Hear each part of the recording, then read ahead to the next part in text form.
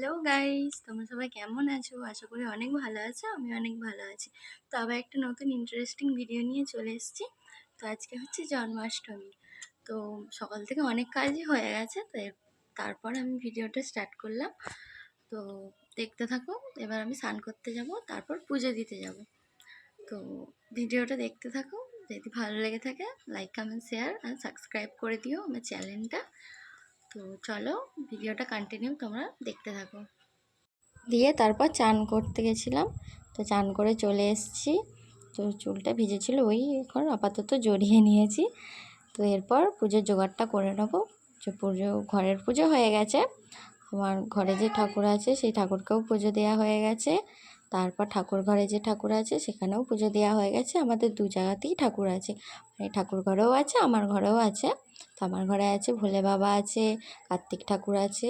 তো এবার আমি পুজোর সরাটা নিয়ে ঠাকুর ঘরে চলে এসেছি। তো আমার শ্বশুরমশাই পুজোর সব ফল এনে দিয়েছিল। তো ওগুলোকে এবার আমি একটা একটা করে সব সরাই নিয়ে নেব পুজো দেওয়ার জন্য।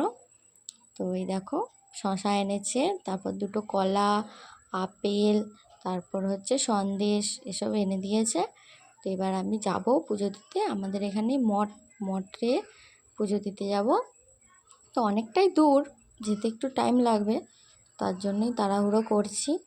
তো এবার আমি যাব। তো মা বললো তুই চলে যা, আমার তো হবে না তো টাইম, তো ওই জন্য আমি চলে গেলাম। তো এই যে আমার কাকা শ্বশুরের মেয়েকে নিয়ে যাচ্ছে, এটা হচ্ছে আমার ননদ। তো একটাই আমার ননদ, মানে কাকা শ্বশুর জেঠু শ্বশুরদের মধ্যে একটাই। আরেকটা আছে, ছোট কাকা শ্বশুরের একটা ছোট আছে, সেটা একদমই ছোট, আর এটা হচ্ছে বড়। তো ওকে নিয়ে যাচ্ছে, আমি মানে একা যাব, তো চ আমার সাথে তুই একটু চ, ঘুরে আসবো, অনেকদিন যাওয়া হয়নি, সেই আগের বছর গেছিলাম, সে মনেও নেই, রাস্তাও ঠিক করতে পারিনি। তো মন্দিরে ঢুকে গেছি। তো গিয়ে দেখছি যে আমি প্রথমে ভাবলাম যে হয়তো বামুন ঠাকুর নেয়, পুজো দেওয়া হয়ে গেছে, তো অনেক বেলা হয়ে গেছে হয়তো। তারপরে গিয়ে দেখছি এই সবাই এক এক করে আসছে পুজো দিতে। আর বামুন ঠাকুরের, মানে বামুন ঠাকুর থাকেনি, তার ছেলে ছিল। তো সে বললো আসো বসো, আমার বাবা আসছে, এসে পুজো দিয়ে দেবে। তো পুজোটা ওখানে দিয়ে দিয়ে আমি আর আমার ননদ একটু ঘোরাঘুরি করছিলাম। কি করব, বামুন ঠাকুর এখনো আসেনি।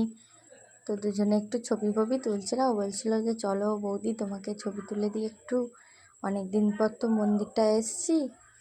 তো এই দেখো মন্দিরটা তোমাদেরকে দেখাই। মঠ, এটা হচ্ছে আমাদের বাড়ির এখানেই, মানে বাড়িতে এখানে না, অনেকটাই দূরে, মানে আমাদের পাড়ার মধ্যেই। তো এই দেখো পুরো, মানে অনেকটাই বড়। আমি মানে ভালো করে ভিডিওটা মানে ঠিক দেখাতে পারিনি তোমাদেরকে, মন্দিরটা খুব ভালোই বড়। তো এখানে সব গুরুদেবরা আসে এখানে দীক্ষা নেওয়া হয়। তো এইসব হয়। তো এরপর পুজোটা হয়ে গেছে, বামুন ঠাকুর চলে এসেছিলো। তো পুজো দিয়ে দিয়েছি, আর প্রসাদ দিয়ে দিয়েছে, ফল প্রসাদ সব দিয়ে দিয়েছে। এবার বাড়ি চলে যাব। তখন আবার আমার ননদের জল টেস্টটা পেয়ে গেছে। তো আমাকে বলছে বৌদি একটু দাঁড়াও, এখান থেকে আমি একটু জল খেয়ে যাই, নাহলে বাড়ি যেতে যেতে আমার জল টেস্টে আমি থাকতে পারবো না, আমি দিয়ে জল খেয়ে যাই। তাই আমি বলছি কী রে হলো, কখন থেকে জল খাবি? তো এবার বাড়ি চলে এসেছি। এই যে যা গরম, এসেই আগে মানে কি বলবো, পুজোর জায়গাটা রেখেই আগে কাপড় সব চেঞ্জ করে ভাত বসিয়ে দিয়েছি। এই যে রান্না করব। আমি তো জন্মাষ্টমী করিনি, আমার শাশুড়ি মা করেছে। তো আমি ভাত খাচ্ছি, আমার ননদও আজকে আমাদের বাড়িতে ভাত খাচ্ছে। তো এই যে ডাল করেছিলাম, আর মাছের তরকারি করেছিলাম, চিংড়ি মাছের। তো মাছটা ও করেছিল, ডালটা আমি করেছিলাম। আমাকে বলছে বৌদি অনেক দিন ধরে তো রান্না করে নিই, চলো আমি তোমার আজকে মাছ রান্না করে খাই। দিয়ে ও মাছটা করলো। তো খেয়ে দিয়ে তারপর ঘুমিয়ে গেছিলাম। দিয়ে হঠাৎ করে ছাদে এসে দেখছি যে পুরো আকাশটা পুরো মেঘলা হয়ে, মানে মেঘলার মধ্যেই, মানে মানে কী বলবো, একটা মানে দারুণ দৃশ্য। তো আমাকে বলছে চলো দেখবে। গিয়ে দেখছি ওই অবস্থা। তো ওয়েদারটাও মানে গরম, তো দিনের বেলা গরম ছিলই, আবার তারপর এখন বিকেলের দিকে একটু হালকা হালকা হাওয়া দিচ্ছে, মানে হালকা মেঘ করেছে, হালকা আবার রোদও উঠেছে, আবার হাওয়াও দিচ্ছে। তো এবার ওটাই দেখতে গেছিলাম। তাই আমি বলছি না বাবা, যে গরম, আমি নিচেই পালাই। তো ওই জন্য আমি এবার ছাদ থেকে নিচে যাচ্ছি, ওর ননদটা ছাদেই আছে। তাই আমি বলছি তুই থাক, আমার যা গরম করছে, আমি একেবারে ঘেমে জল হয়ে গেছি, মানে 1 সেকেন্ডের জন্য এসছি তো পুরো ঘেমে জল হয়ে গেছি।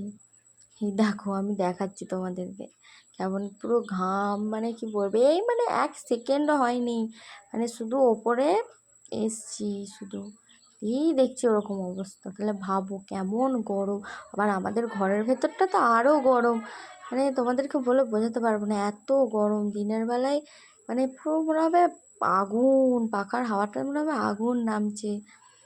তো এবার ছাদ থেকে নামা চিলেকোঠাটার ওখানটায় দেখছি কি সুন্দর, মানে ইয়েটা লাগছে, মানে কি বলবো তোমাদেরকে, মানে কোয়ালিটিটা এত সুন্দর আসছে। তো আমি ওকে বলছিলাম দেখ এখানটা কি সুন্দর ভিউটা আসছে, তো বলছে এখানটা একটা ভিডিও বানিয়ে নাও। তো তারপর সন্ধ্যেবেলা এবার আমার শাশুড়ি মার মা, মানে আমার দিদা শাশুড়ি, ওনার খুব শরীর খারাপ হয়, তো ওই জন্য মা বলছে আয় একটু আমাদের বাড়িতে তরকারিটা করে দে।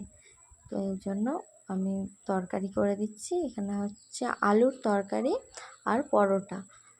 তো মায়েদের রান্নাঘরে আমি এখানে আলুর তরকারি করছি। তো ওখান থেকে চলে এসেছি, ঘরে চলে এসেছি। তো এবার করবো হচ্ছে, এবার চলে এসেছি, তো তারপর বাড়িতে চলে এসেছি, তো এবার খাবো।